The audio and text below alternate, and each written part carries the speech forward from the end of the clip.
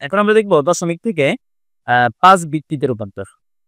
আসলে মূলত যদি প্রশ্ন একটু কঠিন করার চিন্তা থাকে প্রশ্নটা, তাহলে সেক্ষেত্রে ৫ ভিত্তিতে রূপান্তর বা ২১ ভিত্তিক, ২০ ভিত্তিক সংখ্যা পদ্ধতি থাকতে পারে। তাহলে দশমিক থেকে ৫ ভিত্তিক কিভাবে করব? দশমিক থেকে আমরা অক্টাল, হেক্সাডেসিমাল বা বাইনারি যেভাবে করছি সেটা কিভাবে করব? দশমিক থেকে যখন বাইনারি করছিলাম তখন কি করছিলাম? ২ দিয়ে ভাগ করছিলাম, ২ দিয়ে গুণ করছিলাম। অক্টালের ক্ষেত্রে ৮ দিয়ে ভাগ, ৮ দিয়ে গুণ। হেক্সাডেসিমাল ক্ষেত্রে ১৬ দিয়ে ভাগ, ১৬ দিয়ে গুণ। এখন যেহেতু আমরা ৫ ভিত্তিতে রূপান্তর করব, তাহলে আমার ভিত্তি হচ্ছে কত? ৫। আমরা দশমিকের আগের অংশ পূর্ণ অংশ ৫ দিয়ে ভাগ করব, দশমিকের পরের অংশ ভগ্নাংশ ৫ দিয়ে কি করব? গুণ করব। তাহলে এটা কিভাবে করব?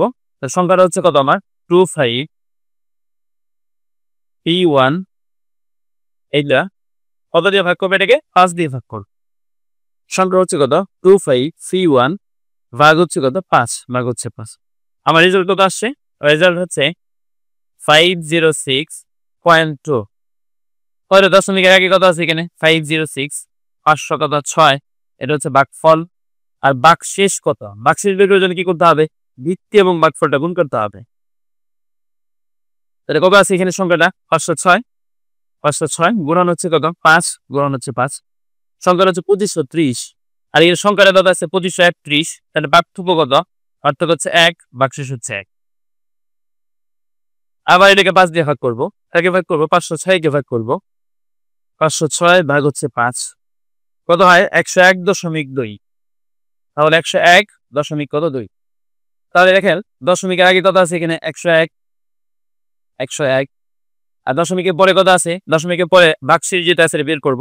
ভাগশেষ বের করার জন্য কি করতে হবে? ভিত্তি এবং ভাগফলটা গুণ করতে হবে। তাহলে কত? ১০১ গুণন হচ্ছে কত? ৫। কত হচ্ছে? ৫০৫। আর সংখ্যাটা কত আছে এখানে? ৫০৬। আমি আবার বলতেছি, ৫ এবং ১০১ গুণ করছি। সংখ্যাটা কত আছে? ৫০৫। আর সংখ্যাটা কত ছিল এখানে? ৫০৬। পার্থক্য কত? ১। তাহলে ভাগশেষ হচ্ছে ১। আবার এটাকে গুণ করব। কত দিয়ে? ৫ দিয়ে গুণ করব। কাকে? ১০১ কে। ১০১ ভাগ হচ্ছে ৫। দুঃখিত, ৫ দিয়ে ভাগ করব। রেজাল্ট হচ্ছে কত? ২০ দশমিক হচ্ছে কত? ২০.২। এটা। তাহলে দশমিকের আগে কত আছে? দশমিকের আগে আছে ২০ এবং দশমিকের পরে ভগ্নাংশ ভাগশেষটা বের করব। ভাগশেষ বের করে কি করব? দুইটা গুণ করব। ৫ এবং ২০ গুণ করলে কত হবে? ১০০। সংখ্যা হচ্ছে কত? ১০১। পার্থক্য কত? ১। তাহলে ভাগশেষ হচ্ছে ১। আচ্ছা, আবার যদি ৫ দিয়ে ভাগ করি ২০ কে, কতবার যাবে? ৪ বার। ৪ ৫ কত? করি ২০। আর যেহেতু ২০ই আছে এখানে ভাগশেষ কিছু নাই, তার মানে কত? ০। ৫ এর কি ৫ দিয়ে কি ৪ কে ভাগ করা যায়? না, ভাগ করা যায় না। যখন ভিত্তি বড় হয়ে যাবে আর ভাগ করা যাবে না, তখন ভাগফল হবে ০ আর সম্পূর্ণ অংশ ভাগশেষ ৪, ৪ই ভাগশেষ। তাহলে আমার এই ২৫৩০ কে ৫ ভিত্তিতে রূপান্তর হয়ে গেল। আমরা কি লিখবো? নিচ থেকে উপরের দিকে। তাহলে কত হচ্ছে আমার? 40111।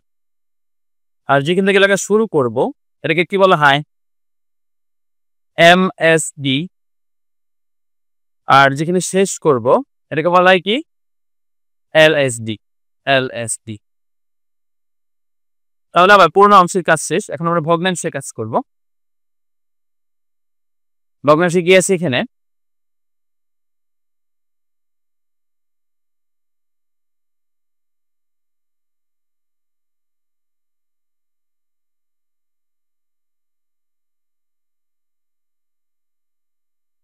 টু 5 3 গুণন হচ্ছে কত? 5।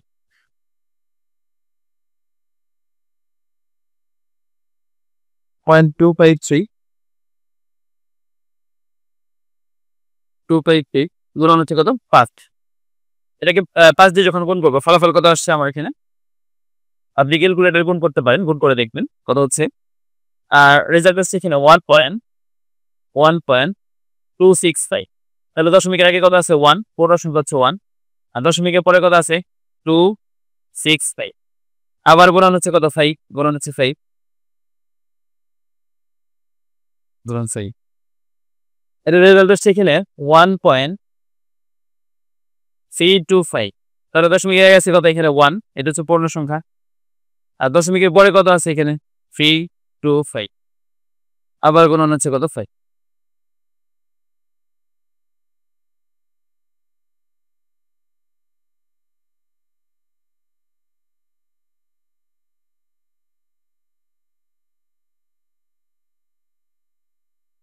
0.325 গুণন হচ্ছে কত? 5। রেজাল্ট হচ্ছে কত? এখানে 1.325। 625।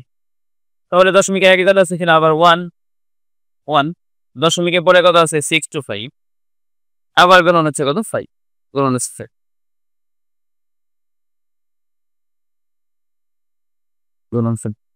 কত আছে এখানে 3.125। তাহলে দশমিকের আগে আগে কত আছে এখানে, দশমিকের আগে আছে 3 আর দশমিকের পরে কত আছে 125। তাহলে এখানে 4 ডিজিট হয়ে গেছে, আর কিছু করতে হবে না। ভগ্নাংশকে কি লিখবো, উপর থেকে নিচ দিকে, তার মানে হচ্ছে কি এটা হচ্ছে MSD, আর যেটা শেষ করবো এটার নাম হচ্ছে কি LSD। তাহলে হয়ে গেল 5 ভিত্তিক সংখ্যা পদ্ধতির রূপান্তর। এখন রেজাল্ট আমরা লিখে দিব। তাহলে সংখ্যাটা কত ছিল, সংখ্যা হচ্ছে 25K1.253। সংখ্যাটা কিসে ছিল, ডেসিমেল। আর 5 ভিত্তিতে কত হইল আমাদের, কত পাইলাম 40,341 পয়েন্ট, বদমাইশটা হচ্ছে উপর থেকে নিচ দিকে, আবার হচ্ছে 311 ডট ডট দিয়ে দিব আমরা। এটা কত ভিত্তিক হয়ে গেল, এটা এটা হয়ে গেল 5 ভিত্তিক হয়ে গেল, শেষ হয়ে গেল এটা। তাহলে দশমিক থেকে কি 5 ভিত্তিতে রূপান্তর করা হয়।